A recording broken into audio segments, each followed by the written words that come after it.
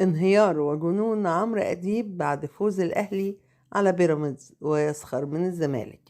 بس يا ريت قبل ما نكمل تفاصيل الخبر، لو انت أهلاوي اضغط لايك علشان نعرف كم هو عدد محبي النادي الأهلي في القناة. ولو أول مرة تشوف القناة يا ريت تشترك وتفعل الجرس على زر الكل علشان يوصلك منا كل جديد. بعد فوز الأهلي على بيراميدز في نهائي كأس مصر، فقد خرج على الخط فورا عمرو أديب وقال: الأهلي عملها، الأهلي عملها وفاز بالكاس. الأهلي فريق بطولات يا جماعة، حتى لو مش في يومه ممكن يخلص الماتش في هجمتين.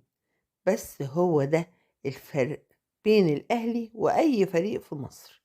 أنا قلت لكم بعد مباراة الهلال السوداني إن الأهلي هيرجع وهيحط على فرق مصر كلها ومحدش هيقدر عليه. صحوة البطل محدش يقدر عليها.